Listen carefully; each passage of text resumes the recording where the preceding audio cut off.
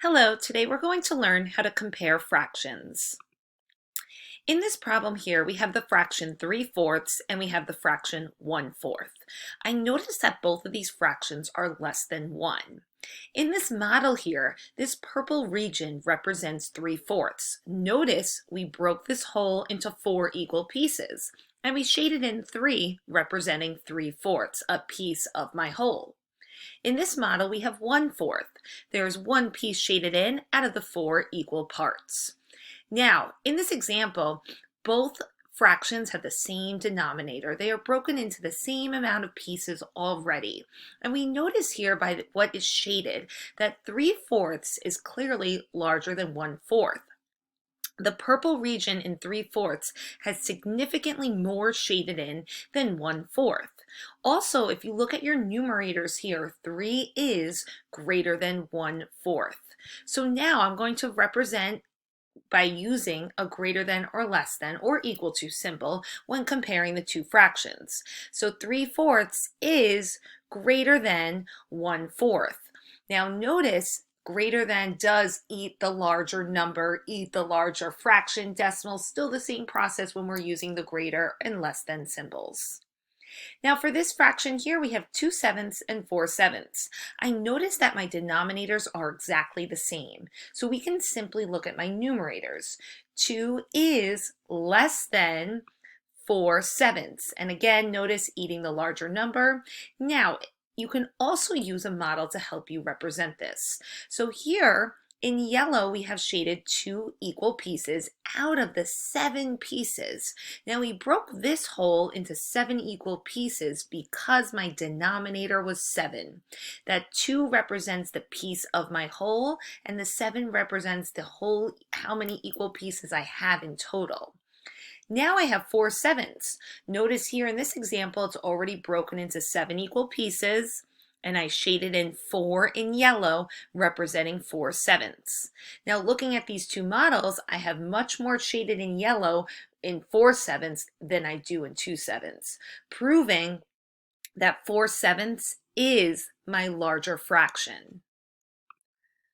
Now in this example here, we have 1/3 and 1/4. I notice my denominators here are the same. One is 3, one is 4. I also notice that because they're different, notice my whole circle here is broken into 3 pieces, while my whole circle here is broken into 4. Now by looking at these models, you can see that 1/3 has much more shaded in than 1/4, showing me that 1/3 is the greater fraction, and 1/3 is greater than 1/4. Notice again, it's eating the larger number. Now, you can choose to draw these fractions and use a model to help you compare these two fractions. You might also want to use our equivalent fraction method. So to help me compare these, what I first want to do is figure out an equivalent fraction that is going to show me that these two fractions can have the same denominator, because right now they're different. So by looking at my denominators, I have 3 and 4. So I wonder, let's find my least common denominator. So I'm going to list out my multiples: 3, 6, 9, 12, 15. Now I can continue on, but I think I can stop at 15. So here I have 4, 8, 12, 16. Now I can continue as well, but I notice I found the least common denominator, which is 12. So that means my goal is to change both these fractions to have a denominator of 12. So I recognized here 4 times 3 gave me 12. So if I multiply my denominator by 3, I'm going to multiply my numerator by 3 as well. So now I have 3/12. And 1/3 here, I recognize, well, 4 times 3 does give me 12. So if I multiply my denominator by 4, I'm going to do the same thing to my numerator, giving me 4/12. Now this is proving that 4/12 is equivalent to 1/3. And here 1/4 is equivalent to 3/12. Now I have my same denominators. They're already in 12ths now. But now I know that 4/12 is larger than 3/12, proving that 1/3 is greater than 1/4. Now, you can choose to use this equivalent fraction method, especially if you don't have a visual model, or maybe you don't want to draw out that fraction to determine which one is greater or less and how to compare these fractions. You are welcome to use this method as well. For this picture here, we have 2/10 and 2/5. We do have a model here, which is excellent. This model here is showing me this represents 2/10. It's broken into 10 equal pieces with 2 pieces shaded in. We also have 2/5. I see that I have 5 equal pieces and 2 pieces are shaded in. Now, what you can do is look at the pictures to compare these. I notice that 2/5 has much more shaded in. So yes, 2/10 is less than 2/5. However, I might also want to use my equivalent fraction method. Now, you can choose to possibly multiply my numerator and denominator by 2 because 5 times 2 is 10. And now if I multiply my denominator by 2, I'm going to do the same to my numerator. 2 times 2 is 4. Now I have 2/10 and 4/10. So that's showing me that I have the same denominator, so I can compare my numerators. 2 is less than 4. Now, I chose to multiply, but what's great about equivalent fractions, you can find an equivalent fraction by either multiplying or dividing your numerator and denominator. Some of you might have recognized, well, 2/10 is equivalent to 1/5. And I know that because I divided my numerator and denominator by 2. And I could have chosen to use 1/5 and compare it to 2/5. Or you could choose 2/10 is equal to 4/10. What's great about comparing fractions is there's many different methods to compare fractions. You choose what works for you. Now in this next problem here, we have 1/8 and 1/2. Now I have fraction strips here because I want to use this to help me compare. Now my goal here is to find 1/8, and here is where 1/8 is. And I'm going to find 1/2.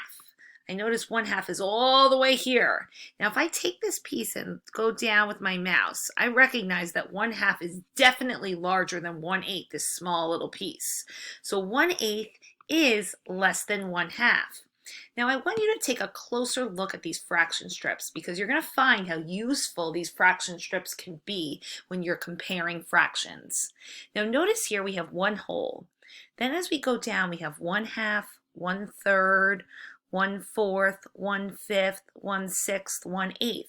Notice as you continue to go down your fraction strips, notice each piece, 1/3, 1/4, 1/5, it's getting smaller and smaller. The size is getting smaller and smaller. But your denominators are getting larger and larger. So 2, 3, 4, 5, 6, 8. But I also notice my numerators are all the same. They're all 1. So this is telling me that when you have the same numerators, when you're comparing, notice these are both 1. And as you look at your denominator, the larger the denominator is, the smaller the fraction is when you have the same numerator. So again, the larger that denominator is, the smaller the fraction when it's the same numerator. Notice all my numerators here are 1. And look how these fractions, each piece is getting much smaller. So even though you have 1/8, that's really actually a very small fraction compared to 1/2. So you can use that trick today when you recognize that, wow, I have the same numerators. Here my numerators could both be 3 or they could both be 4, and this trick will still work only when it's the same numerators. That's showing me that the larger the denominator is, the smaller the fraction is. Now here we have 1/4 and 2/5. Now the trick I was just telling you we can't use in this situation because my numerators are different. Now you can choose to draw pictures. You can use the equivalent fraction method and maybe change these both to 20ths. I'm going to use my fraction strips here to help me compare these. I see 1/4. I'm going to highlight this in blue. Now I'm also going to find 2/5. I have 1/5 and 1/5, which represents 2/5. So now I'm going to highlight this. And notice 2/5 is definitely larger than 1/4. The size is much larger. Therefore, 1/4 is less than 2/5. Now in this problem here, I have 3/5 and 3/4. Wow, this is great. I see my numerators are exactly the same. So I can use my trick. So since my numerators are exactly the same, that means the larger the denominator, the smaller the fraction. 5 is a larger denominator, which is going to tell me 3/5 is less than 3/4. Now I'm going to prove to you that this trick works by using these fraction strips. 3/5 is 1/5 plus 1/5 plus 1/5. So I'm going to highlight this here in blue. Now I'm going to find 3/4. 1/4 plus 1/4 plus 1/4 is 3/4. Notice 3/4 is a larger size compared to 3/5, proving that my method worked. Now again, we have 1/2 and 1/10. This is great. My numerators are exactly the same. They're both 1. So let me use my trick. That means the larger the denominator, the smaller the fraction when the numerators are exactly the same. So 1/2 is the greater fraction. 1/2 is greater than 1/10. Now in this next problem here, I have 2/3 and 1/4. Again, you can choose any method you would like. I don't have fraction strips. I don't have a model. So what I'm going to do is use my equivalent fraction method. I'm going to list out my multiples, which I've done in a previous problem. I have 3, 6, 9, 12. My multiples of 4 are 4, 8, 12, 16. So my goal here is to change both these fractions to have a denominator of 12. And just like we've done in a previous problem, I know that 3 times 4 is 12. So if I multiply my denominator by 4, I'm going to do the same to my numerator. So 4 times 2 is 8, giving me 8/12. Notice 8/12 is equivalent to 2/3. Here I have 4 times 3 is 12, so I'm going to multiply my numerator by 3 as well. 1 times 3 is 3. Notice 1/4 is equivalent to 3/12. So here in my equivalent fraction method, my goal was to find fractions, find an equivalent fraction to both of these to now compare. Notice my denominators are both 12. So all I have to do now is compare my numerators. So 8 is greater than 3, proving that 2/3 is greater than 1/4. Now in this problem, I'm going to do the exact same thing.